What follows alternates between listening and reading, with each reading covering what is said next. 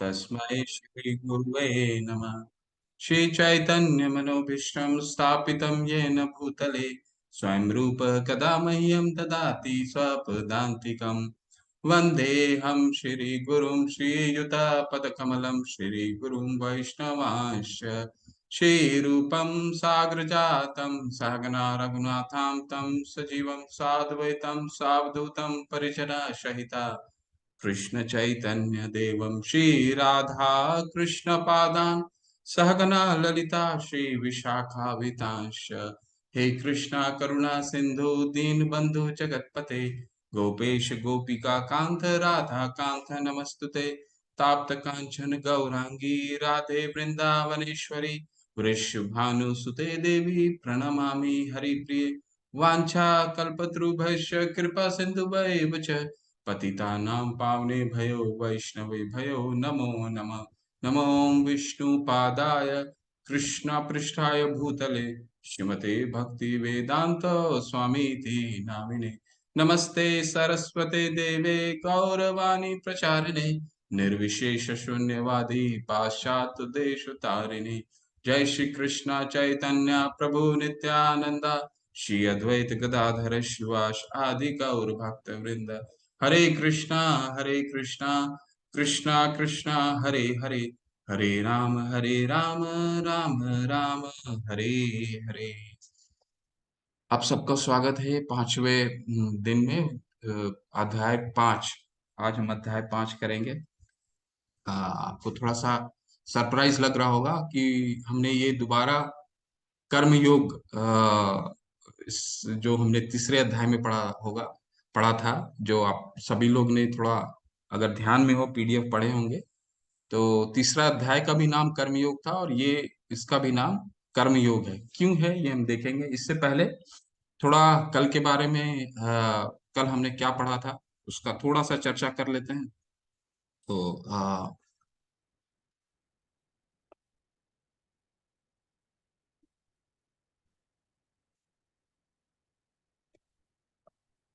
जी तो सबसे पहले हमने ये गीता का इतिहास के बारे में जाना था। तो अगर आप में से किसी को भी ध्यान में है कि गीता का इतिहास भगवान ने सर्वप्रथम किसको गीता बताया, किसको गीता बोला और गीता का इतिहास क्या है, अगर किसी को भी ध्यान है बस थोड़ा थोड़ा सा एक सेकंड में आप लोग चैट में भी डाल सकते हैं और हैंड रेज भी कर सकते हैं। गौरव घोरी प्रभु जी, सूर्य भगवान को जी जी जी, विवस्वान जी को सूर्य भगवान सूर्य जी जी, गीता सबसे पहले विवस्वान को दिया। विवस्वान तमन्ना सोनी माता जी, गीता सबसे पहले विवस्वान को दिया। बिल्कुल हरि बोल, बहुत अच्छा। आप लोग पीडीएफ कर रहे हैं थोड़ा थोड़ा, ठीक है। अच्छा, होस्ट खुशी माता जी आज हैं, बना देते हैं माता जी को होस्ट।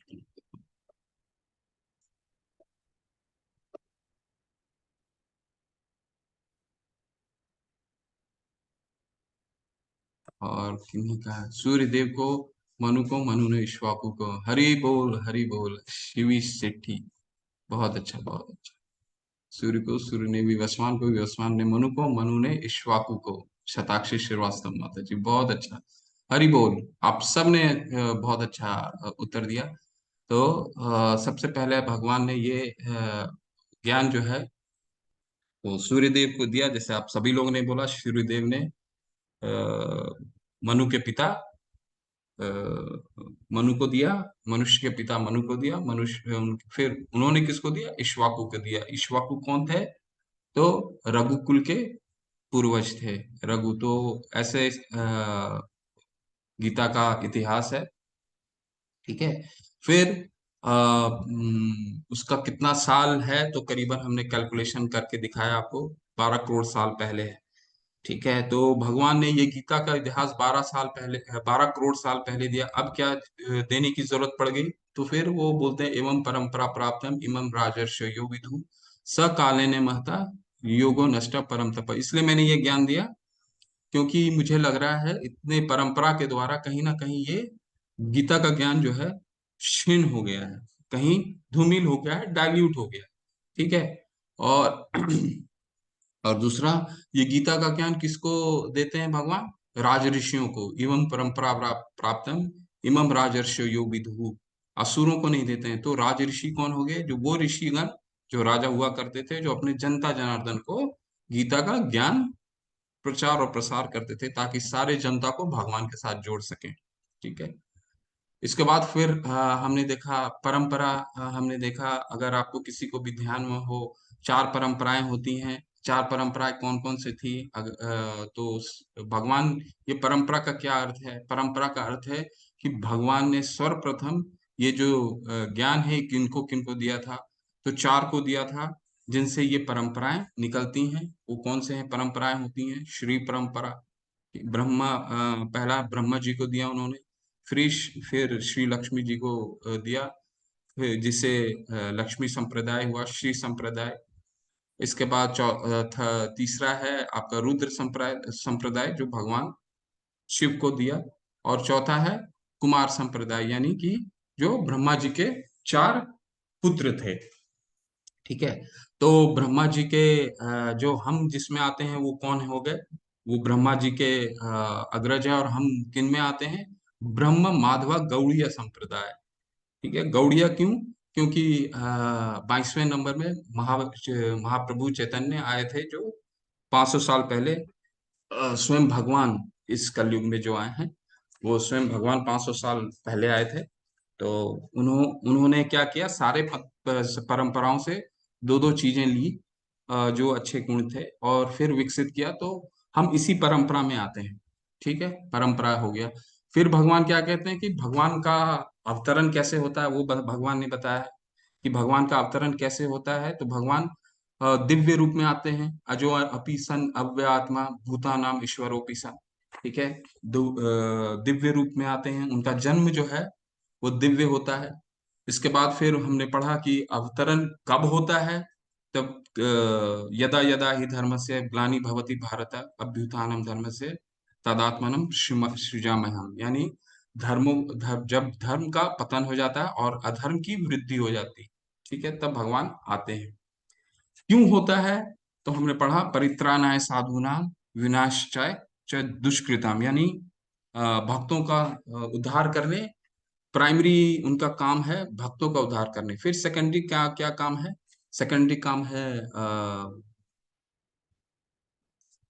दुष्टों का विनाश करने। और थर्ड क्या काम है? तीसरा क्या काम है? धर्म को पुनर्स्थापना करनी। ठीक है। परित्राणाय साधूनाम विनाशाय दुष्कृताम धन संस्थापनार्थाय संभवामि युगे युगे। ठीक है। इसके बाद फिर अगर जो ये जान जाता है, फिर हमने देखा अगर भगवान की ये दिव्यता को जो जान जाता है, उसका क्या वो कैसा रहे, वो उसका क्या गति होता है? तो हमने भगवान ने बताया, जन्म कर्म च मेरे जन्म भी दिव्य हैं, मेरे कर्म भी दिव्य हैं। जन्म कर्म च मे दिव्यम यो वेति तत्वतः त्यक्त्वा देहम पुनर्जन्म नेति मामिति सो अर्जुन। जो मेरे दिव्य मेरे कर्म भी दिव्य हैं, मेरे मेरा जन्म भी दिव्य है। मैं अपने माता पिता चुन सकता हूँ, आप नहीं माता पिता चुन सकते हैं ना। तो मेरा जन्म भी दिव्य है और मेरा सारा कर्म भी दिव्य है। जो ये जान जाता है वो मेरे धाम को प्राप्त होता है अर्जुन, ऐसा बताते हैं भगवान। इसके बाद ये बताने के बाद भगवान क्या बताते हैं? भगवान बताते हैं कि भक्तों के साथ कैसे आदान प्रदान करते हैं। तो भगवान बताते हैं कि ये यथा माम प्रपदन्ते तांस थे भजामि हम। यानी कि जो जिस भाव में भगवान को भगवान को जिस भाव में भगवान को प्रेम करता है, चाहे वो असुर भगवान को यमराज के रूप में देखता है, तो भगवान उसी रूप में उसको प्रदान करते हैं। जैसे कंस ने यमराज के रूप में देखा, जब वो कंस को मारने गए थे, तो वहां पे कई जो थे वो भगवान को उनके पुत्र के रूप में देख रहे थे, कोई प्रेमी के रूप में देख रहा था। लेकिन कंस क्या देखा? यमराज के रूप में। तो भगवान को जैसा आदान प्रदान है, भगवान उसी आदान है, उसी तरह भगवान का प्रदान है। ठीक है। यह यथा माम प्रपदन्ते तांस थे भजाम्यहम्। इसके बाद भगवान क्या बताते हैं? इसके बाद हमने क्या पढ़ा? इसके बाद हमने पढ़ा कि ये जो समाज है हमारा, जो वो भगवान ने चार गुणों में बांटा। चतुर्वर्णीय मया सृष्टम गुणे कर्म विभागशः। ठीक है। तो हमारा यहाँ से संशय खत्म हो जाता है, जो अभी प्रथा चली आ रही है जाति का, तो भगवान ने उसको क्लियर कर दिया कि ऐसा कोई जन्म से कोई विभाग नहीं हुआ था समाज का विभाग हुआ था गुणों के आधार पर, चतुर्वर्णीय माया सिस्टम गुणे कर्म विभाग। ठीक है। तो ऐसा भगवान बताया उन्होंने कि ये गुण, डॉक्टर का बेटा डॉक्टर नहीं हो सकता जब तक वो डॉक्टर की पढ़ाई तो पूर्ण नहीं कर लेता। उसी तरह ब्राह्मण का पुत्र ब्राह्मण या पुत्र नहीं हो सकता जब तक गुण से वो ब्राह्मण ना हो, या क्षत्रिय गुण से ब्राह्मण नहीं हो, शूद्र गुण से ब्राह्मण नहीं हो, या फिर क्षत्रिय या फिर वैश्य गुण से ब्राह्मण ना हो, वैश्य ना हो। तो गुण के आधार पर विभाग किया। ठीक है। इसके बाद भगवान ने बताया कर्म कितने प्रकार के होते हैं। 3 प्रकार के कर्म होते हैं। कर्म पहला, जो शास्त्रों के अनुसार किया जाता है उसको कर्म बोलते हैं। जो शास्त्रों के विरुद्ध किया जाता है उसको विकर्म बोलते हैं। और जो पुण्य और पाप से परे है उसको अकर्म बोलते हैं, जो भगवान के लिए किया जाता है। ठीक है। और इसके साथ ही फिर लास्ट में भगवान बताते हैं कि ज्ञान लेने का सही तरीका क्या है। तो गुरु के पास जाकर के उनके विनीत भाव से उनको सेवा करके उनसे प्रश्न करना। क्योंकि गुरु कौन है? गुरु वो हैं जो जिन्होंने तत्व का दर्शन कर रखा है। तो तद्विद्धि प्रणिपातेन परिप्रश्नेन सेवया उद्देश्यन्ति ते ज्ञानम ज्ञानेन तत्व दर्शना। ठीक है। तो इसके बाद अंत में क्या बताते हैं? इतना सब बताने के बाद भगवान बताते हैं कि तुम अब जो अपने अज्ञान जो है, ठीक है, वो अज्ञान को ज्ञान रूपी शस्त्र से काट डालो और युद्ध करो।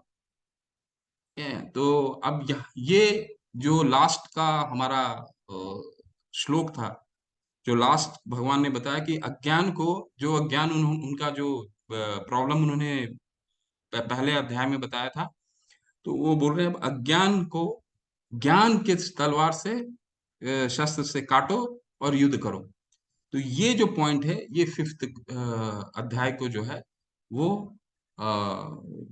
इसी पॉइंट से 5th जो है अध्याय, 5वां अध्याय, जिसका नाम भी कर्म योग है, ये बेसिकली तीसरे अध्याय का ही एक्सटेंशन है। क्यों है? तीसरे अध्याय में उन्होंने कर्म योग तो बता दिया था, ठीक है, कर्म के द्वारा भगवान से जुड़ने का बता दिया था। तो इस अध्याय में भगवान ने कर्म योग दोबारा क्यों बताया, ये हम समझते हैं। तो जैसे चौथे अध्याय में, ये डिटेल पढ़ने से पहले हम आपको ब्रीफ में थोड़ा सा बता देते हैं। चौथे अध्याय में भगवान ने बताया था कि तुम ज्ञान द्वारा कर्म करो, यानी कर्म योग करो, भगवान के लिए ज्ञान अर्जित करो और फिर भगवान के लिए कर्म करो। ठीक है। भगवान ने कभी भी सकाम कर्म करने नहीं बोला, कि भगवान के लिए कर्म करने बोला। तो अर्जुन को, और फिर अंत में भगवान ने बोला कि शस्त्र से काटो और फिर युद्ध करो। तो ये दो चीज जो हैं अर्जुन को कॉन्ट्रडिक्टरी लगी। अर्जुन को लगा, पहले तो भगवान बता रहे हैं कि कर्म, उसको वो ऐसा समझा कि अज्ञान लो और कर्म को त्यागो। ठीक है। और फिर बोल रहे हैं कि युद्ध करो। तो भगवान ये फिर दोबारा क्या हमें दोबारा दोबारा क्या समझा रहे हैं? ठीक है। तो ये इसलिए अर्जुन को गलतफहमी, इसी कारण से गलतफहमी हुई, जो लास्ट पॉइंट पढ़ते हैं। और चौथे अध्याय के अंतिम पद में कृष्ण ने अर्जुन को फिर से उठने और लड़ने के लिए कहा। अर्जुन को भ्रम हो रहा, त्याग या कर्म, यानी अर्जुन फिर यहाँ भ्रमित हो गया, जैसे दूसरे अध्याय में भ्रमित हुआ। हाँ, दूसरे अध्याय में जब भ्रमित हुआ था कि भगवान ने बोला कि तुम भक्ति योग करो, तो उसने समझा कि भक्ति योग को करने का मतलब ये है कि जंगल में जाकर के अकेले एकांत में भगवान का नाम करना। तो यहाँ पे फिर वही कंफ्यूजन हो गया। वही विचले मन उसी तरह फिर विचलित हो गया उनका कि अ, ज्ञान लेने का अर्थ है कि एकांत में जाकर के ज्ञान लेना, कर्म को त्याग करना। फिर भगवान बोल रहे हैं कि युद्ध करो।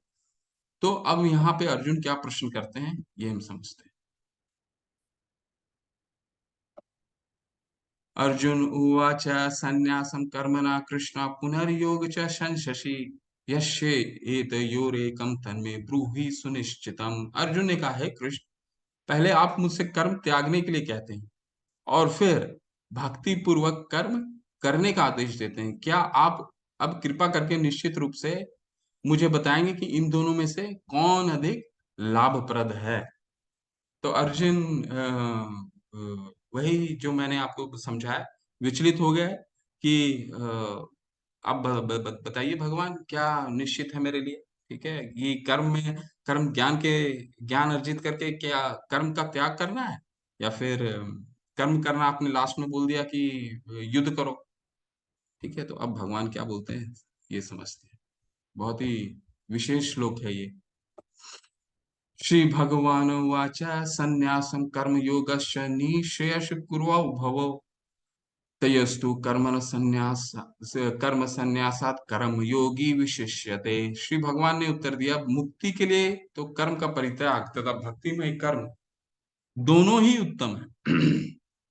किंतु इन दोनों में से कर्म के परित्याग से भक्ति युक्त कर्म श्रेष्ठ है। तो भगवान ने यहाँ क्या किया? भगवान ने यहाँ क्या कहा कि कर्म का परित्याग तथा भक्तिमय कर्म दोनों ही उत्तम है, पर इसमें से कर्म योग जो है, कर्म संन्यासात कर्म योग विशिष्यते, यानी कर्म संन्यास कर्म योग विशिष्यते।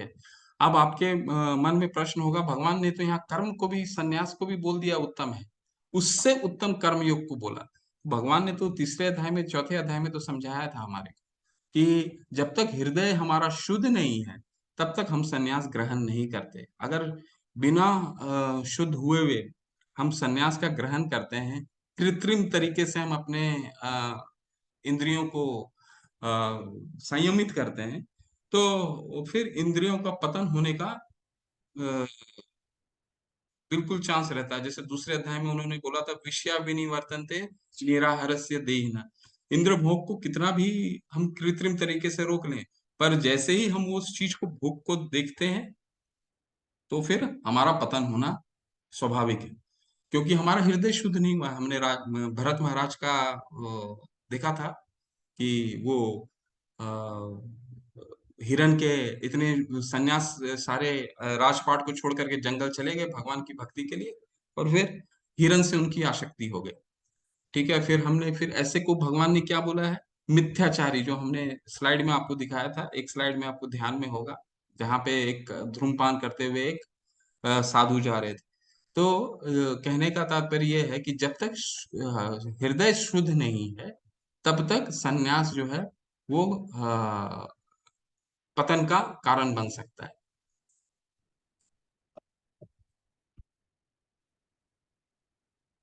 आगे देखते हैं।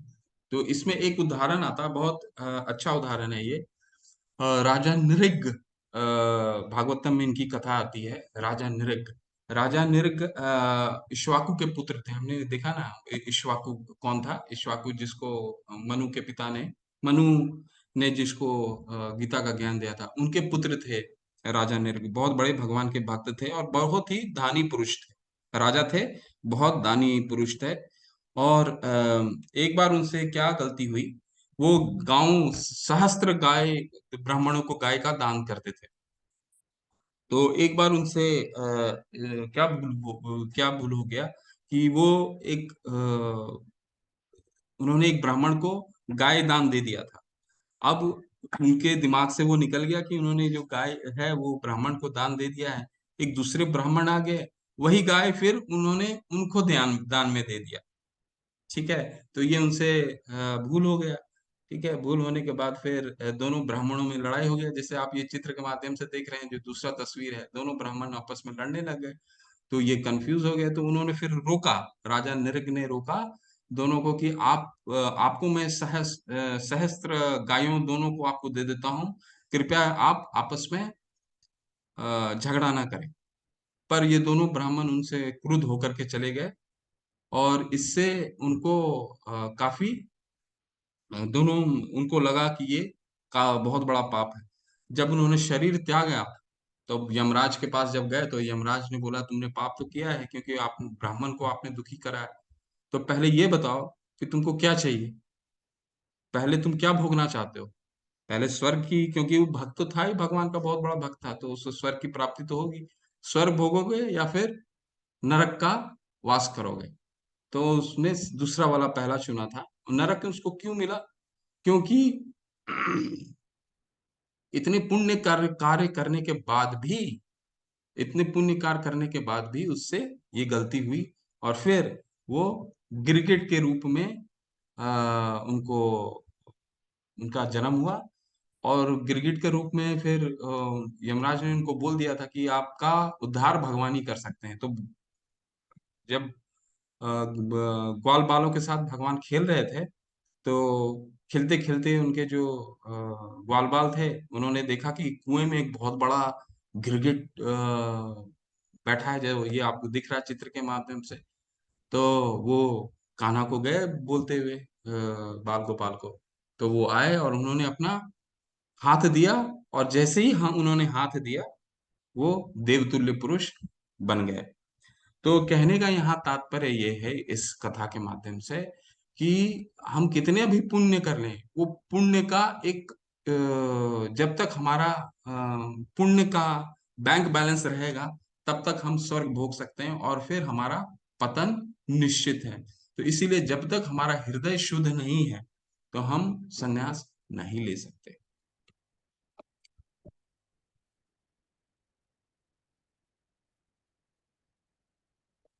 बहुत अच्छा श्लोक आता है ये, भक्ति भक्ति सामृत सिंधु में।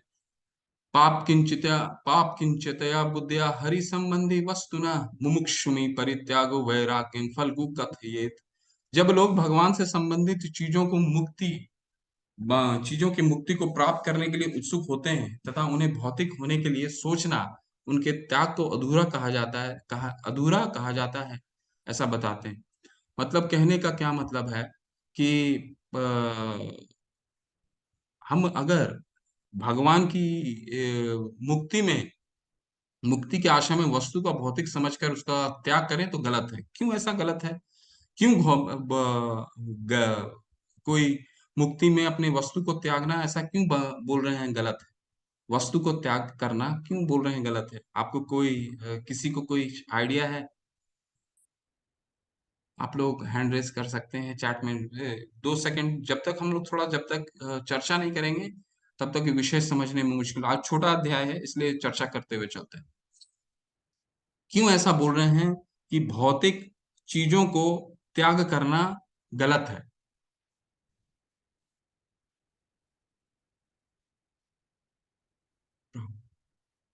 ब्रह्मा लक्ष्मी शिव कुमार। चलिए ठीक है, ओके, मैं बताता हूँ आपको। देखिए, ईशोपनिषद में बता रहे हैं, ईशावास्यमिदं सर्वम यत् किंचन जगत्याम जगत, यानी ये सारा जड़ और चेतन वस्तु भगवान की है।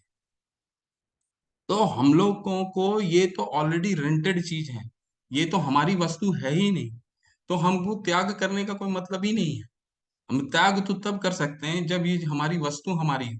तो ईशोपनिषद में क्लियरली मेंशन है, ईशावास्यमिदं सर्वम यत् किंचिन जगत्याम जगत। ये जितनी जड़ और चेतन वस्तु है, वो सब भगवान की है। और हमें क्या करना है, हमारा क्या रोल है इसमें? हमें उतना ही उसको उपयोग करना है जितना हमें दिया गया है। उससे ज्यादा हम उसका उपयोग नहीं कर सकते, भोग नहीं कर सकते, क्योंकि ये तो सारी चीजें भगवान का है। अभी आपने बोला कि मुक्ति में संन्यास लेने जा रहा हूँ, मैं ये चीजें छोड़ रहा हूँ, मैं वो चीजें छोड़ रहा हूँ। आप छोड़ कैसे रहे हैं? क्योंकि आपकी तो चीज ही नहीं है, ये तो सारी भगवान की चीज है। ठीक है, तो इसीलिए संन्यास अपूर्ण माना जाता है जब आप किसी वस्तु की त्याग करते हैं। तो पूर्णता क्या है? पूर्णता ये है कि उसको, उन चीजों को, भगवान की चीजों, जो उनकी वास्तविक स्थिति है, जो भगवान की चीजें हैं, भगवान की चीजों को समझ के भगवान की ही सेवा में लगाना, ये है कृष्णा भावनामृत। ये बताने की कोशिश करते हैं इस श्लोक के माध्यम से, है ना।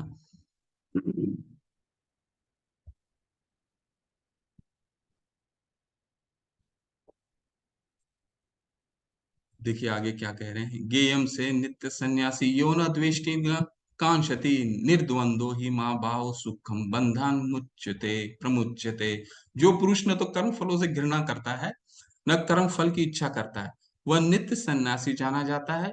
हे महाबाहु अर्जुन, ऐसा मनुष्य समस्त द्वंद्वों से रहित होकर भव बंधन को पार कर पूर्णतया मुक्त हो जाता है। तो इस अध्याय में हम दोनों चीज देखेंगे। थोड़ा सा इसको कर्म संन्यास योग भी बोला जाता है इस अध्याय को। ठीक है, तो थोड़ा कर्म भी देखेंगे और थोड़ा सा ज्ञान भी देखेंगे। ठीक है, तो यहाँ पे क्या बता रहे हैं, भगवान क्या बता रहे हैं कि जो पुरुष न तो कर्म फलों से घृणा करता है और न कर्म फलों की इच्छा करता है, वह नित्य सन्यासी जाना जाता है।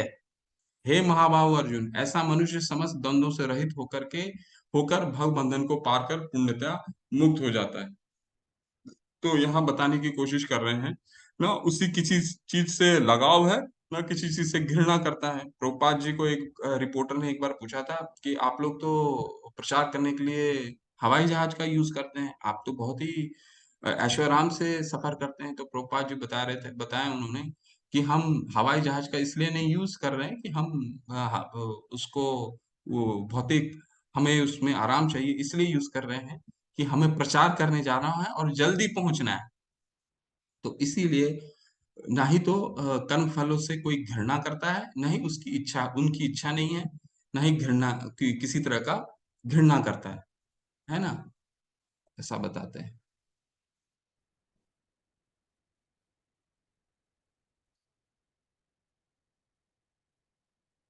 तो कर्म फल का त्याग करो, यहाँ क्या बता रहे हैं, कर्म का नहीं।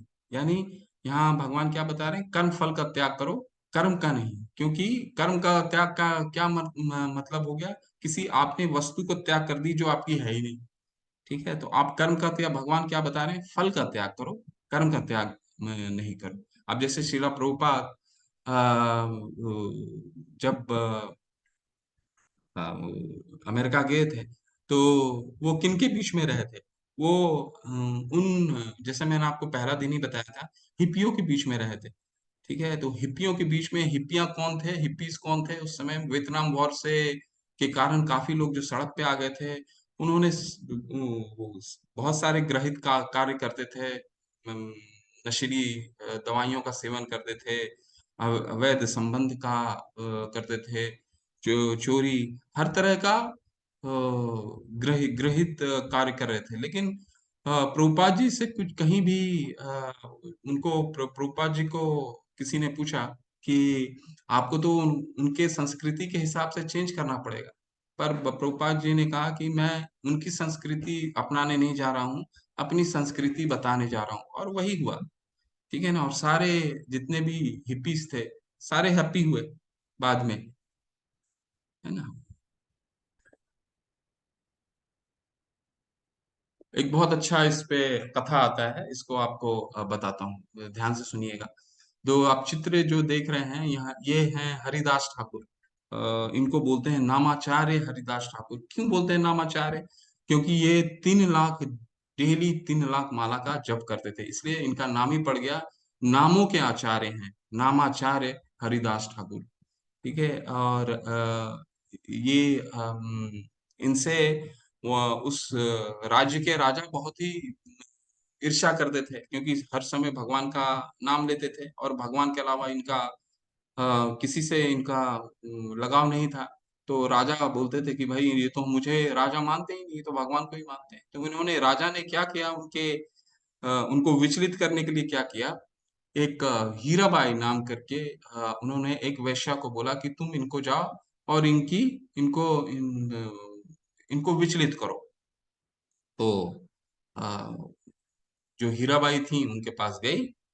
तो हीराबाई जब गई तो है ना, हरिदास नमाचार्य जो थे, उन्होंने बोला कि उन्होंने अपनी बहुत सारी मुद्राएं की ताकि हरिदास ठाकुर जी हैं वो उनसे लगाव हो जाए। लेकिन नमाचार्य हरिदास ठाकुर जी थे, वो तो अपने नाम में व्यस्त थे। उन्होंने बोला ठीक है, तुम्हारी आकांक्षाओं को पूरा करूंगा।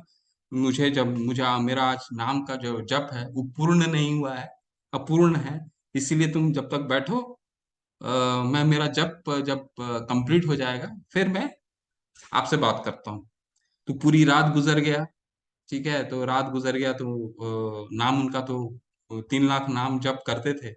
तो अ, उदास होकर के हीराबाई चली गई। राजा, जिनका नाम था रामचंद्र खान, उनको उन्होंने बोला कि आज पूरी रात तो ये पूरा नाम जप करने लग गए। तो रामचंद्र खान ने बोला, जो राजा थे वहां के, बोले कोई बात नहीं, दूसरे दिन फिर आप उसको उनको ट्राई करो। तो हीराबाई फिर गई और उनको उसी तरह से रिझाने की कोशिश करने लगी। लेकिन नामाचार्य जो थे वो तो रिझने वाले थे नहीं। उन्होंने बोला ठीक है, तुम बैठो। उन्होंने कुछ करा भी, ना ही घृणा कर रहे थे, ना ही उनसे आसक्ति था। ठीक है, ना ही घृणा कर रहे थे। तुम बोले ठीक है, तुम बैठो यहाँ पे। तो भक्त ऐसे ही होते हैं, भक्त किसी चीज से घृणा नहीं करते। तुम बैठो, तुम मेरा नाम एक बार पूर्ण हो जाए, फिर मैं तुमसे बात करता हूँ। और उस रात भी, पूरी रात उन्होंने नाम उच्चारण करा भगवान का। और इसी तरह तीसरे दिन ये उदास होकर के हीराबाई उनके चरणों में आ पड़ी, शरणागति ली और बोली, प्रभु, मैं आपको विचलित करने के लिए आई थी, और मैं अब आपका भक्त हूँ, और ये भगवान का नाम मैं भी आपके साथ लूंगी। तो ये होते हैं भक्त। भक्त का क्या कार्य है? ना किसी से घृणा करते हैं, ना ही किसी से आसक्त होते हैं। है ना? बहुत सुंदर उदाहरण भागवतम में आते हैं, चैतन्य चरितामृत में आता है। एक उदाहरण के रूप में बताते हैं भगवान, ये बहुत अच्छा श्लोक है। ब्रह्मांड अध्याय कर्माणि संग त्यक्त्वा करोति यः लिप्यतेन स पापेन पद्म पद्म पत्राभि वाम सभा। जो व्यक्ति कर्म फलों को परमेश्वर को समर्पित करके आसक्ति रहित होकर अपना कर्म करता है, वह पाप कर्मों से उसी प्रकार अप्रभावित रहता है, जिस प्रकार कमल पत्र जल से असपृश रहता है। यानी अब कितना अच्छा उदाहरण भगवान ने दिया कि सारा कार्य करता है, ठीक है, लेकिन वो उनसे अछूता रहता है। ठीक है, जैसा अभी हमने पिछले उदाहरण में देखा, नामाचार्य के को विचलित करने के लिए गई थी हीराबाई, कुछ नहीं उनको कर पाए। ठीक है, तो उसी तरह प्रभुपाद जी का भी था। प्रभुपाद जी अमेरिका गए, परंतु उनके कल्चर को उन्होंने नहीं अपनाया। ठीक है, अपना कल्चर को दिया। और आज के देखिए कि पूरे विश्व भर में इस्कॉन के सारे समुदाय के लोग, सारे देश के लोग इस संस्था से जुड़े हुए हैं। ठीक है, एक और उदाहरण, हनुमान ने लंका को भगवान राम को भेंट के रूप में जलाया, उनकी शक्ति के प्रदर्शन के रूप में नहीं। वह अपने कर्म के फल से नहीं जुड़ा था। इसने उन्हें तुरंत प्रभु की अगली सेवा में शामिल होने के लिए सक्षम किया, क्योंकि उनकी हर सांस प्रभु की सेवा के लिए थी। तो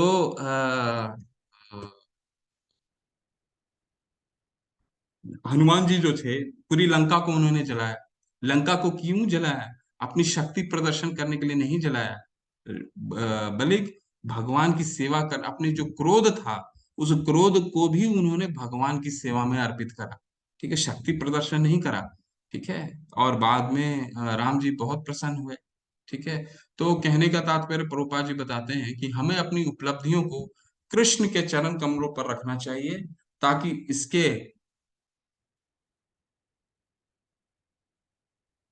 हमें अपनी उपलब्धियों को कृष्ण के चरण कमलों पर रखना चाहिए, ताकि इसके लगाव से छुटकारा मिल सके।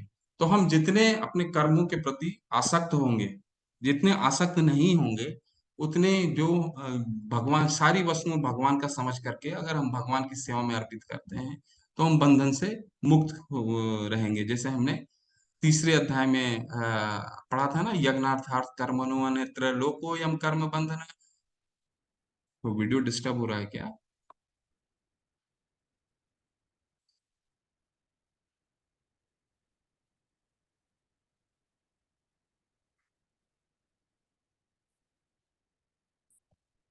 मेरी वॉइस आ रही है ना आप लोग को? हरे कृष्णा, खुशी माता जी, आपको वॉइस आ रही है ना सबको? कोई इंटरनेट का इशू दिख रहा है क्या?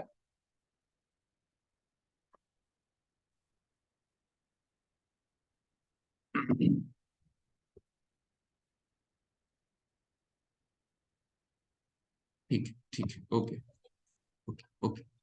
तो कहने का तात्पर्य ये है, हम अपनी उपलब्धियों को कृष्ण के चरण कमल पर रखना चाहिए, ताकि इसके लगाव से छुटकारा मिल सके। एक थोड़ा सा छोटा सा वीडियो देखेंगे। यहाँ पे आपका साउंड साउंड आ रहा है? जी प्रभु जी, अब आ रहा है, पहले वॉइस चली गई थी। नहीं, ये अभी जो वीडियो चलाऊंगा उसका साउंड देख लीजिएगा माता जी, नहीं आएगा तो बताइएगा, कीर्तन का साउंड है।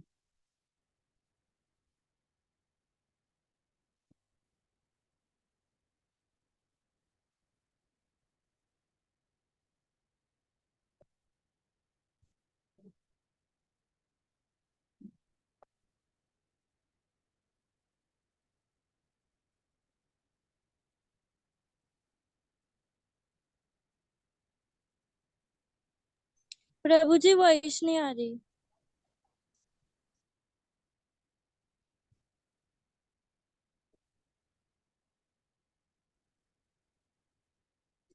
वॉइस नहीं आ रही है क्या माता जी? साउंड नहीं आ रहा है क्या? नहीं, साउंड नहीं आ रहा प्रभु जी। ठीक है, ठीक है, ठीक है। एक मिनट रुकिए थोड़ा सा।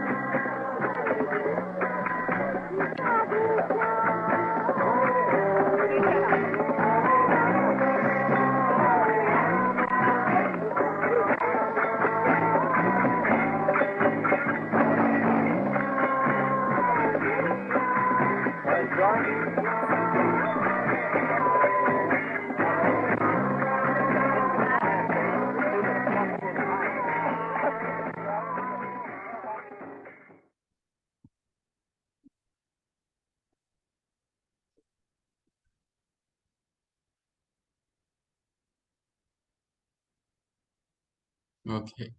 तो देखा आपने, ये कीर्तन प्रभुपाद जी यूएस में कर रहे थे, है ना? ये टॉम्स्किन स्क्वायर में सबसे प्रथम कीर्तन था। तो कोई भी देखिए, किसी से भी ना ही बंधे हुए थे, ना ही किसी से घृणा कर रहे थे, ना ही किसी से के प्रति आसक्त थे। हाँ। अब ये बहुत ही अच्छा श्लोक है। ठीक है, इस श्लोक अब यहाँ पे कर्म शेष होता है, अब यहाँ से ज्ञान बताते हैं। भगवान यहाँ पे बताएंगे कि जो व्यक्ति ज्ञानी हो जाता है, उसका गति क्या होता है, वो दूसरों को कैसे देखता है ना? विद्या विनय संपन्ने ब्राह्मणे गवि हस्तनि शुनि चैव शपाके च पंडिता समदर्शिना। विनम्र साधु पुरुष अपने वास्तविक ज्ञान के कारण एक विद्वान तथा विनित ब्राह्मण गाय, हाथी, कुत्ता तथा चंडाल को समान दृष्टि से देखता है। ठीक है, तो कहने का तात्पर्य क्या है? जैसे चित्र में देख रहे हैं, तात्पर्य ये है कि वो सभी को, जितने भी जीव हैं आसपास, जितने भी हैं, उसको सामान्य रूप से देखता है। वो सबको भगवान का अंश के रूप में देखता है। कैसे भगवान का अंश के रूप में देखता है?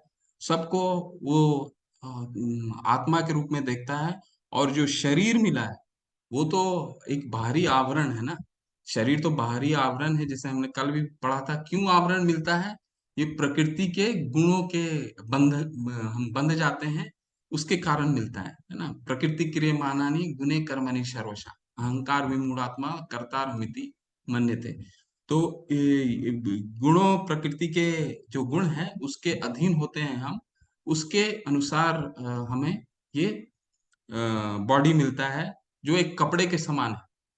पर हर ज्ञानी व्यक्ति, अगर उसे ज्ञान हो गया भगवान का, तो हर जीव को एक भगवान के अंश के रूप में देखता है। इसका मतलब ये नहीं हो गया कि हम शेर के पास चले जाएं या हाथी के पास चले जाएं या किसी जानवर के पास चले जाएं, ये नहीं कहने का तात्पर्य है। कहने का तात्पर्य ये है कि उनको एक भगवान के अंश के रूप में देखता है ना। तो सबके लिए समान दृष्टि हो जाता है, क्योंकि वो सबको आत्मा के रूप में देख रहा है। बहुत अच्छा श्लोक है ये। यह दुनिया निश्चित रूप से एक बेहतर जगह होगी यदि कभी सभी को साथ मिल सके। इस विचारधारा, प्रोपा जी बोल रहे हैं, बहुत अच्छा लिखा उन्होंने। इस विचारधारा को सार्वभौमिक भाईचारा कहा जाता है, लेकिन यह कहीं भी व्यवहार में नहीं देखा गया। कारण यह है कि एक सामान्य सार्वभौमिक मार्गदर्शक पिता का को स्वीकार करने तक सार्वभौमिक भाईचारा एक दूर का सपना है। तो यहाँ भगवान क्या कह रहे हैं कि हम लोग जब दूसरा विश्व युद्ध खत्म हुआ था, प्रोपा जी अपने तात्पर्य में बताते हैं, दूसरा विश्व युद्ध जब खत्म हुआ था तो यूनाइटेड नेशन नाम की संस्था का गठन किया गया। उसका क्या उद्देश्य था? उद्देश्य यही था कि सारे देश जो है वो एक शांति पूर्वक, शांति ढंग से रहे। यही मुख्य उद्देश्य था। लेकिन वो उद्देश्य कहाँ पूरित हुआ? क्यों पूरित नहीं हुआ? क्योंकि हम ये नहीं मानते हैं कि हम सारे लोग एक ही पिता के बच्चे हैं। सर्व योनिषु कौन्तेय मूर्तय संभवन्ति या तासा ब्रह्मा महद्योनिर अहम बीज प्रदत्त पिता। ठीक है, तो भगवान बोलते हैं कि मैं सभी बीज का, सभी बीज का मैं ही पिता हूँ। पितामह से जगतो माता धाता पितामह। अगर सबको ये समझ में आ जाएगा कि सबके पिता एक ही हैं, तो भाईचारा स्वतः ही विकसित हो जाएगी। वो प्रभुपाद जी ऐसा बताते हैं, उन्होंने ये करके भी दिखाया अपने अपने संगठन जो है, इस्कॉन संगठन में। आप देखिएगा, कोई हर देश के लोग, हर जाति धर्म के लोग इनसे जुड़े हुए हैं, और सब क्या कर रहे हैं? सब भगवान कृष्ण को अपना पिता मान रहे हैं, और सब एक साथ भाईचारे के साथ रह रहे हैं। तो उन्होंने कहा ही नहीं, इसको करके भी दिखाया, है ना। तो भगवान कृष्ण को ही का वह पिता होना चाहिए, भगवान कृष्ण को वह पिता होना चाहिए। तो जब जिस दिन हम ये जान जाएंगे कि हमारे पिता एक हैं, तो हम स्वतः ही, अगर हमारी ये समझ में आ गया कि हमारे पिता एक हैं, तो स्वतः ही हमारे में शांति, हम शांत हो जाएंगे, है ना। ऐसा प्रभुपाद जी बताते हैं। ये बहुत बहुत ही अच्छा श्लोक है। ये ही संस्पर्शजा भोगा दुख यो न एवते आदंतवंत कौन्तेय न तेषु रमते दुधा। बुद्धिमान मनुष्य सुख दुख के कारणों में भाग नहीं लेता, जो कि भौतिक इंद्रियों के संसर्ग से उत्पन्न होते हैं। हे कुंती पुत्र, ऐसे भागो भोगों का आदि तथा अंत होता है, अतः चतुर व्यक्ति उनमें आनंद नहीं लेता। तो इसका क्या अर्थ हुआ? ये ही संस्पर्शजा भोगा दुख योना एवते। तो यहाँ भगवान बताते हैं कि कोई भी सुख आता है, कोई भी सुख आता है जो हमें इंद्रिय भोग के द्वारा प्राप्त होता है, तो एक उसकी भी सीमाएं होती हैं। सुख भोगने का भी सीमाएं होते हैं, सीमाएं होती हैं। सुख भोगते भोगते या भोगी स्वतः ही जीवित नहीं रहता, या वो जो सुख का वो वस्तु है, वो स्वतः ही खुद भी वो खुद समाप्त हो जाता है। आप सोच के फिर देखिए, कोई भी सुख का एक अंत होता है, ठीक है, और उसको भोगने के लिए या तो भोगी ही या मनुष्य ही जीवित नहीं रहता, या जो वस्तु है सुख के लिए, वही नहीं रहता। ठीक है, तो भगवान यहाँ ये कह रहे हैं कि उन सबों का बुद्धिमान व्यक्ति वही होता है जो ये जानता है, ये और उस पे भाग नहीं लेता। ठीक है, उनपे, क्योंकि ये जितने भोग की वस्तु हैं, ये अंत में क्योंकि इनका आदि और अंत होता है, तो इनसे ये दुख आना निश्चित है। तो बुद्धिमान व्यक्ति इनमें पड़ता नहीं, इनसे दूर रहता है, ऐसा बता रहे हैं।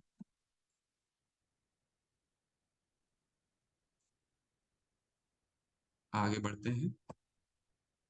हाँ, ये कुछ उदाहरण के साथ इस श्लोक को समझने की कोशिश करेंगे।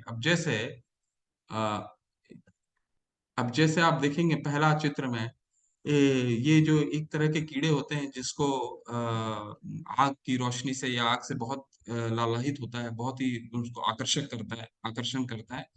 तो क्या होता है, वो आग की तरफ जाते हैं और फिर जल के वो भस्म हो जा मर जल करके वो खत्म हो जाते हैं। ठीक है, तो उनका जिस चीज के प्रति आसक्ति थी, उसी चीज के कारण उनका अंत हो जाता है। अब हिरन के, मान लीजिए हिरन हिरन को अगर शिकार करना है तो हिरन बहुत तेज भागता है, उससे शिकार करना बहुत ही मुश्किल है। ठीक है, तो हिरन को कैसे शिकारी शिकार करते हैं, तो उसको एक तरह का साउंड बहुत पसंद आता है। तो या तो वही विसिल बजाते हैं शिकारी, वो विसिल बजा करके उसको रिझाने की कोशिश करते हैं, और जब वो रिझ जाता है तो उसको पकड़ लेते हैं और उसका शिकार कर लेते हैं। तो कहने का तात्पर्य ये है कि ये ही संस्पर्शा भोगा दुख योनायते, जो चीज आपको लगाव देती है वो आपके दुखों का कारण बनती है। अब जैसे ये मछली है, ठीक है, अब इसको कैसे पकड़ते हैं लोग? इसको पकड़ते हैं कि भाई उसी का अ, उसका भोजन देते हैं और उसी के द्वारा उसको पकड़ लेते हैं और फिर उसको अपना भोजन बनाते हैं। हाँ। अब जैसे मधुमक्खी भी है, तो मधुमक्खी क्या करता है कि जो भंवरा होता है उसको, नेक्टर होता है, फ्लावर्स का नेक्टर जो होता है, नेक्टर को उसको भोग करने के लिए हमेशा तड़पता है। और जब फूल बंद कर लेता है अपने आप नेक्टर को, तो थक करके फिर वो पानी में गिर के समाप्त हो जाता है। ठीक है, और फिर ये एक हाथी का भी आप देख सकते हैं, जो हाथी पकड़ने वाले कई होते हैं, तो वो क्या करते हैं कि एक बहुत बड़ा गड्ढा खोद लेते हैं, खोदने के बाद उसको ढक देते हैं पत्तों से, और हथनी को पीछे डाल देते हैं कि हथनी को देख के वो भागे भागे आता है और फिर वो गड्ढे में गिर जाता है। तो कहने का तात्पर्य ये है कि ये ही संस्पर्शा भोगा दुख योना एवते, जिस चीज जो चीज आपको सुख देता है वही आपके दुखों का कारण बनता है, और बुद्धिमान मनुष्य इन कारणों में नहीं पड़ता।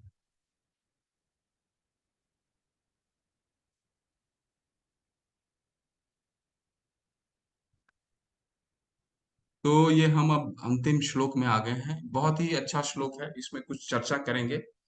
ठीक है, इसमें ये बहुत ही महत्वपूर्ण श्लोक है, और इसे शांति सूत्र भी बोलते हैं। जो इसे समझ गया, इस सूत्र को, वो जीवन में बहुत शांत हो जाता है। ठीक है, इस श्लोक का तात्पर्य क्या है, इस श्लोक को क्या बोलते हैं? इस श्लोक को मैं पढ़ता हूँ पहले। भोक्तारम यक तपसाम सर्वलोक महेश्वरम सुहृदय सर्वभूतानाम ज्ञात्वा माम शांति मृच्छति, मुझे समस्त योग्य यज्ञों तथा तपस्याओं का परम भोक्ता, समस्त लोकों तथा देवताओं का परमेश्वर, एवं समस्त जीवों का उपकारी अब हितैषी जानकर मेरे भावना मृत से पूर्ण पुरुष भौतिक दुखों से शांति लाभ करता है।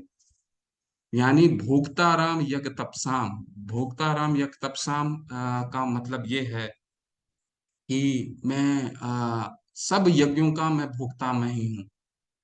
ठीक है, अगर हमें ये समझ में आ जाता है कि सभी यज्ञों के भोक्ता भगवान है, तो जैसे हम कई अपने जीवन में कई यज्ञ करते हैं। ठीक है, तो यज्ञ अपने स्वयं की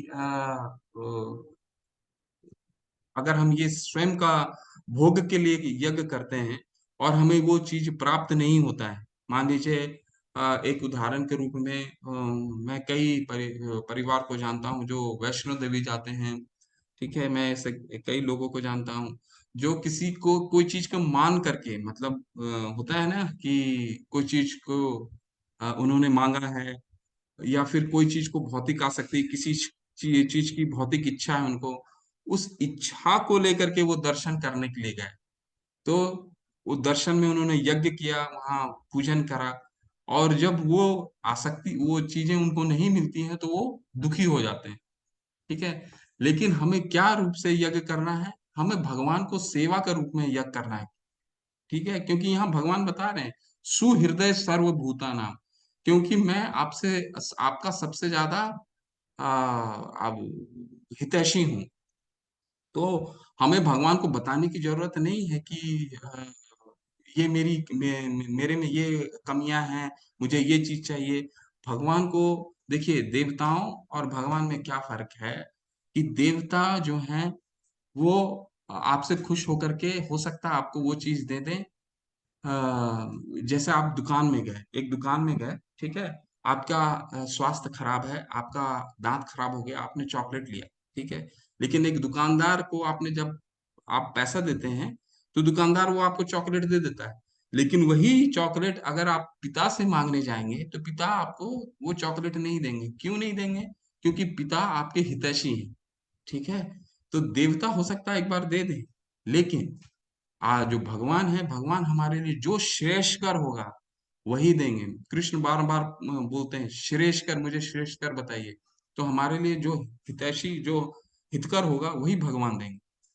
ठीक है, तो ये समझ करके अगर हम कोई भी कार्य करते हैं, कोई भी यज्ञ करते हैं, कि भगवान ही, मैं भगवान को प्रसन्नता के लिए कर रहा हूँ, तो वो हम स्वतः ही उससे आसक्त हो जाएंगे, कोई चीज मांगेंगे नहीं भगवान से। फिर फिर क्या बोल रहे हैं भगवान, दूसरा क्या बोल रहे हैं, सर्वलोक महेश्वरम। सर्वलोक महेश्वरम का अर्थ है कि भगवान ही सारे लोक के ईश्वर है, महेश्वर, महा ईश्वर है। ठीक है, तो भगवान ही महेश्वर है, हमें ये ज्ञात हो गया कि भगवान ही सबके, भगवान ही महेश्वर है। तो हम खुद स्वतः ही समझ जाएंगे कि भगवान के अलावा कोई और ईश्वर नहीं।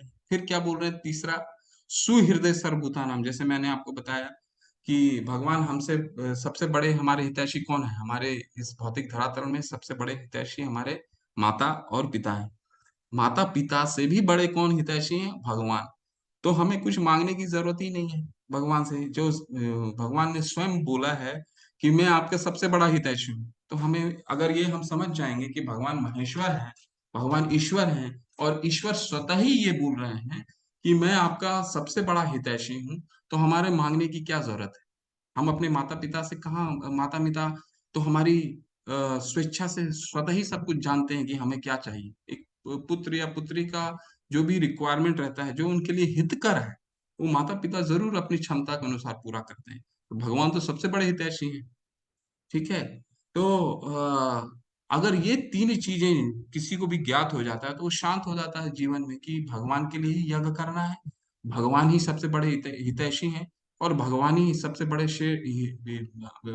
बड़े महेश्वर हैं, और सबसे बड़े हमारे हितैषी हैं। तो हमें किसी चीज की जरूरत नहीं है, जो भगवान ने दिया। हमने बहुत मेहनत करके एक परीक्षा दिया। ठीक है, अगर वो परीक्षा में हमें सफलता नहीं मिलती है किसी भी तरीके से, तो दूसरी बार फिर वो परीक्षा की तैयारी कीजिए, हो सकता है वो परीक्षा की तैयारी में कमी हो। फिर नहीं हुआ, तो उसको भगवान का आशीर्वाद लेकर के, कि भगवान कुछ और हमारे से करवाना चाहते हैं, तो अपने उस चीज में अपना फोकस को डाइग्रेस कीजिए। ठीक है, तो ये कहने का तात्पर्य है हमारा। तो ये जो तीन चीजें जान जाता है कोई भी, कि भोक्ताराम यक तपसाम सर्वलोक महेश्वरम सुहृदय सर्वभूतानाम, तो उसे शांति प्राप्त हो जाती है। ये बहुत बड़ा सूत्र है, शांति सूत्र इसको बोलते हैं। देखिए, बहुत ही सुंदर उदाहरण है कि देखिए, सोने की ईंट मूल्यवान है, और इस कागज के वजन के रूप में उपयोग करने से बेहतर उद्देश्यों के लिए उपयोग किया जा सकता है। इस प्रकार बहुमूल्य मानव जीवन का उपयोग सांसारिक अर्थ भोग के बजाय वास्तविक सुख प्राप्त करने के लिए किया जाना चाहिए। इस मानव शरीर का उचित उपयोग करें। तो भगवान प्रभु जी प्रभुपाद जी को एक बार किसी ने, रिपोर्टर ने पूछा कि आपको सोने का ईंट मिल जाएगा तो आप क्या करेंगे। प्रभुपाद जी ने सिंपल एक ही चीज बोला, उसको भगवान की सेवा में लगा देंगे। ठीक है, तो अ, अगर कोई सन्यासी होता जिसने आसक्त कर लिया है चीजों को, कि वो त्याग दिया है, तो वो कहेगा कि अरे नहीं नहीं बाबा, इतना महंगा चीज मैं नहीं लूंगा। तो यहाँ कहने का तात्पर्य ये है कि जो हमारा मनुष्य जीवन मिला है, ये भगवान की सेवा के लिए मिला है। ठीक है, युधिष्ठिर महाराज बोलते हैं, जब यक्ष उनसे प्रश्न करते हैं, युधिष्ठिर महाराज बहुत अच्छा श्लोक बोलते हैं, आहार निद्रा भय मैथुनम च समन्यमेतत् पशुभिः नारणम धर्मो हि तेषाम् अधिक विशेषो धर्मेण हि न पशुभिः समाना। यानी पशु और हम क्या करते हैं, पशु और हम में क्या फर्क, जो हम भी करते हैं, पशु भी क्या करता है, पशु भी आहार लेता है, खाना खाता है। निद्रा, आहार निद्रा भाई मैथुनम च, यानी पशु भी आहार लेता है, हम भी आहार लेते हैं। पशु भी निद्रा लेता है, हम भी निद्रा लेते हैं। पशु भी भय यानी कि डिफेंस, पशु भी अपने आप को डिफेंड करता है, अपने परिवार को डिफेंड करता है, और हम भी करते हैं। भले कि कई कई पशु तो हमसे ज्यादा आहार खा सकते हैं, हमारे में एक तो संयमित आहार खाने की संयमित आहार खा सकते हैं, ठीक है। हाथी हमसे कई ज्यादा आहार खा सकता है, ठीक है। निद्रा, पोलर बियर हमसे 6 6 महीना पोलर बियर सोता है, हम तो हमारे निद्रा भी लिमिट है, सीमा है। भय यानी डिफेंस, डिफेंस हम अगर अपना बिना हथियार के जंगल में चले जाएं तो क्या हम बच पाएंगे? नहीं बच पाएंगे। लेकिन आप पशु को देखिए, पशु अपना डिफेंस, कई कई पशु जो हैं अपना ज्यादा सुरक्षा, और हमारे को सुरक्षा करने के लिए क्या क्या करना पड़ता है? न्यूक्लियर बम बनाना पड़ता है, पशु को तो नहीं करना पड़ता। पशु तो हमसे ज्यादा अपने परिवार को सुरक्षित रखता है। मैथुनम यानी मैथुनम मतलब बच्चे पैदा करना, कई पशु हमसे ज्यादा, कीड़े मकोड़े हमसे ज्यादा बच्चे पैदा कर सकते हैं, चाहे वो कुत्ते को ले लीजिए या मच्छर को ले लीजिए, कई अंडे एक साथ दे सकते हैं। तो पशु इन चारों चीजों में हमसे आगे है, ठीक है। समन्वयम, फिर क्या भगवान बोलते हैं? समन्वयम एतत् युधिष्ठिर महाराज क्या बोलते हैं? समन्वयम एतत् पशु भी नारणम, यानी ये जो चार चीज हैं, जो भी मनुष्य इन चार चीजों के पीछे लगा है, अच्छा खाना खाने में, अच्छा निद्रा लेने में, अच्छा डिफेंस करने में, अच्छा मैथुन करने में, तो उसमें और पशु में कोई अंतर नहीं है। अंतर कहाँ है? धर्मो ही तेषम अधिक विशेषो, यानी धर्म, धर्म क्या है? धर्म है धर्म, धर्म तू साक्षात भगवत प्रणीतम, यानी भगवान ने जो दे दिया है वही धर्म है, जो भगवान का आदेश है वही धर्म है, ठीक है। तो वो हमें और पशु से धर्म ही तेषम अधिक विशेष हो, तो मनुष्य को और पशु में अंतर क्या लाता है? धर्म, ठीक है। और धर्म क्या है? भगवान की सेवा। और जो चीज वो पालन नहीं करता उसको क्या फिर बोले युधिष्ठिर महाराज? धर्मेण हीन पशु भी समाना, यानी कि वो फिर पशु के समान ही है। तो इसीलिए इस तात्पर्य से प्रभुपाद जी ये कहना चाह रहे हैं कि ये पशु, ये जो मनुष्य जीवन हमें मिला है 84 लाख योनि के बाद मिला है, तो इसको मूल्य, इसके मूल्य को हमें समझना होगा, और ये चार चीजों से ऊपर उठ करके हमें भगवान की सेवा में अपना जीवन को देना होगा। हम जो भी कार्य कर रहे हैं, हम अपने कार्यरत रहते हुए ही भगवान की सेवा कर सकते हैं।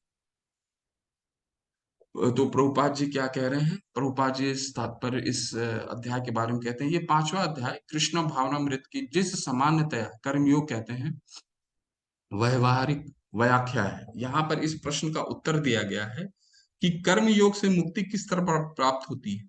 कृष्ण भावना मृत में कार्य करने का अर्थ है भगवान के पूर्ण ज्ञान के साथ कर्म करना। ऐसा कर्म दिव्य ज्ञान से भिन्न नहीं होता। तो यहाँ पे कहने का तात्पर्य ये है प्रभुपाद जी का, पहले हम कर्म योग करते हैं, और कर्म में हम जब भगवान पे हमारी आसक्ति हो जाती है, फिर हम भगवान के प्रति, भगवान की लीलाओं का श्रवण करते हैं, भगवान के प्रति ज्ञान अर्जित करते हैं।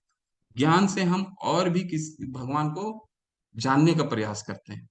प्रत्यक्ष कृष्ण भावनामृत भक्ति योग है, और ज्ञान योग वह पथ है जिससे भक्ति योग प्राप्त किया जा सकता है। तो ज्ञान योग क्या है?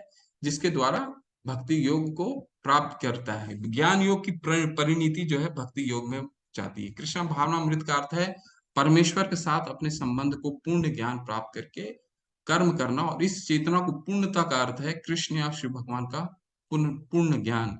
शुद्ध जीव भगवान के अंश रूप में ईश्वर का शाश्वत दास है।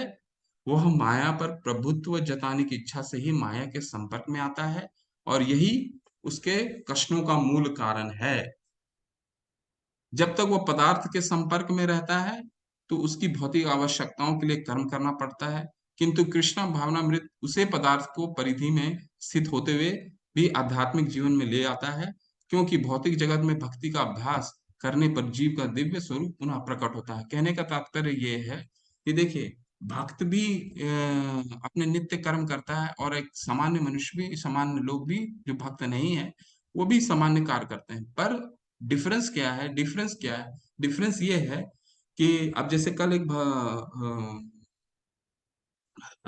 प्रोपात जी ने बहुत अच्छा उदाहरण दिया था ना कि एक दूध है, ठीक है। दूध से अगर हमारा पेट खराब होता है, एक सामान्य लोग का पेट पेट खराब होता है, तो भक्त क्या करेगा? दूध का उपयोग करेगा, लेकिन उसको दही के माध्यम से करेगा। तो इस भौतिक जगत में रह करके भक्त भी वही कार्य कर रहा है जो एक सामान्य लोग कर रहे हैं, लेकिन उसका क्या काम है? वो क्या करता है? वो सारी वस्तु को भगवान की वस्तु मान करके भगवान की सेवा में अर्पित करता है। ठीक है। अब वो जैसे उदाहरण के रूप में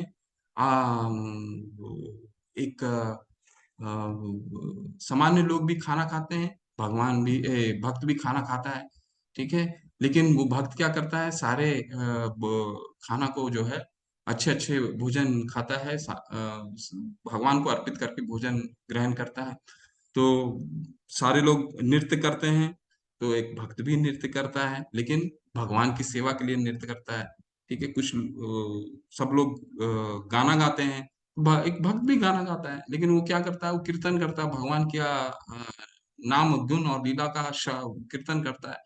तो उसने अपनी जो सारी वस्तु हैं, उस सब को भगवान की सेवा में उसने लगा दिया है, ऐसा बताते हैं।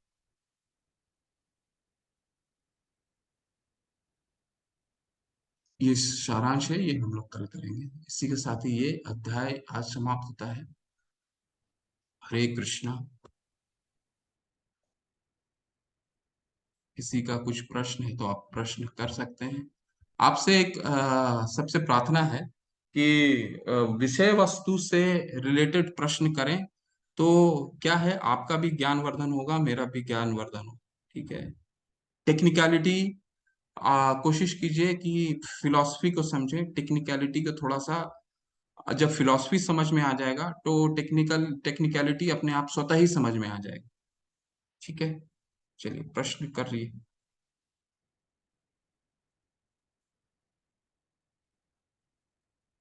हरे कृष्णा प्रभु जी। प्रवीण कुमार गुप्ता जी। मेरा सवाल ये है कि सन्यास कब लेना चाहिए, और अपना फैमिली को, अपने भौतिक कर्म तो त्याग करके सन्यास लेना सही है क्या? नहीं नहीं प्रभु जी, पूरा अध्याय फिर आपने इसको दोबारा पढ़िए। ये सन्यास में तो कर्म संन्यासात कर्म योग विशिष्यते, तो भगवान ने तो बता दिया था पहले ही दूसरे ही श्लोक में। कर्म संन्यास कलयुग के लिए है ही नहीं। सन्यास वर्जित है। सन्यास बिल्कुल वर्जित है। उससे सन्यास में क्या करते हैं, त्याग देते हैं, वस्तुओं को त्याग कर देते हैं, है ना। वस्तु का त्याग नहीं करना है। वस्तु तो आपका है ही नहीं जो आपका त्याग करेंगे। आप किस चीज का त्याग करेंगे? त्याग तो तब करेंगे तब आप, जब आपका कोई वस्तु आपकी है। ठीक है। तो भगवान की वस्तु को आप कैसे त्याग कर सकते हैं? तो सन्यास इस कलयुग में वर्जित है प्रभु जी। कर्म जो भी कार्य है वो भगवान की सेवा में अर्पित करते हुए कार्य करिए। ठीक है। 8वें अध्याय में भी बहुत अच्छे से भगवान बताते हैं, तस्मात् सर्वेषु कालेषु माम अनुस्मर युद्ध च मयि अर्पितो मनोबुद्धि मामे वेशसि असंशय। यानी अर्जुन को बोलते हैं, तस्मात् सर्वेषु कालेषु माम अनुस्मर युद्ध च, मुझे अनुस्मर करते, मुझे याद करते हुए, मुझे स्मरण करते हुए तुम युद्ध करो। ठीक है।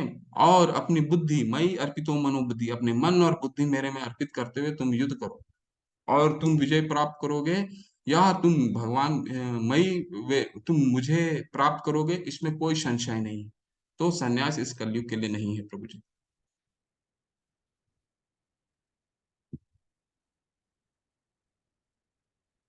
हाँ जूली भारद्वाज माता जी, ठीक है। आपको ये 10 नाम अपराध होते हैं माता जी। ठीक है। वो 10 नाम अपराध, तुलसी माला कोई भी माला जप से पहले ये 10 नाम अपराध ये हैं। सबसे पहला, हम इस तरह बोलते हैं, भगवत नाम में होने वाले 10 नाम अपराध।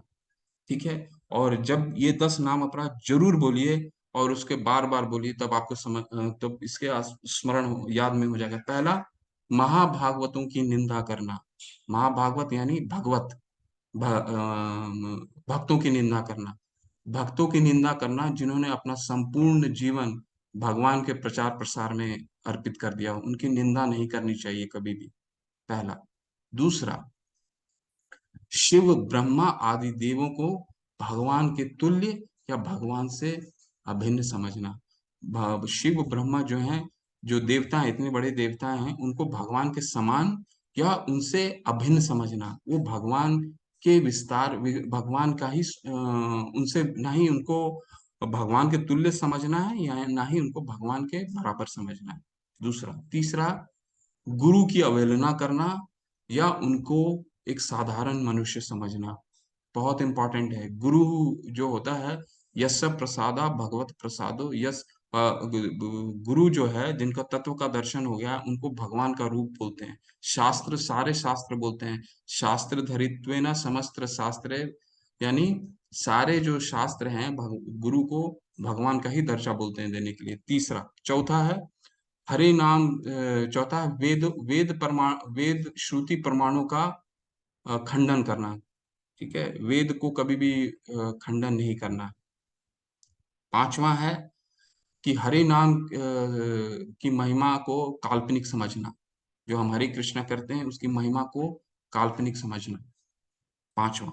छठा है हरे कृष्ण महामंत्र में अर्थवाद का आरोप करना। अर्थवाद का आरोप का मतलब ये है कि एग्जैजरेट करना, मतलब हम इस आप अगर ये बोलते हैं कि किसी ने ये बोल दिया, अरे तुम तो हरे कृष्ण महामंत्र को बहुत एग्जैजरेट करके बोलते हो, तो दैट इज कॉल्ड अर्थवाद। उस पर अर्थवाद कर बहुत बड़ा पाप है।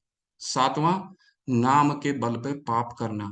मैं हरि नाम का मंत्र भी कर रहा हूँ, अरे एक मंत्र और करता हूँ, ये पाप तो कर लेता हूँ, ठीक है, एक सिगरेट पी के आ जाता हूँ, कल एक और माला कर लूंगा, नहीं, वो गलत है, बिल्कुल अपराध है।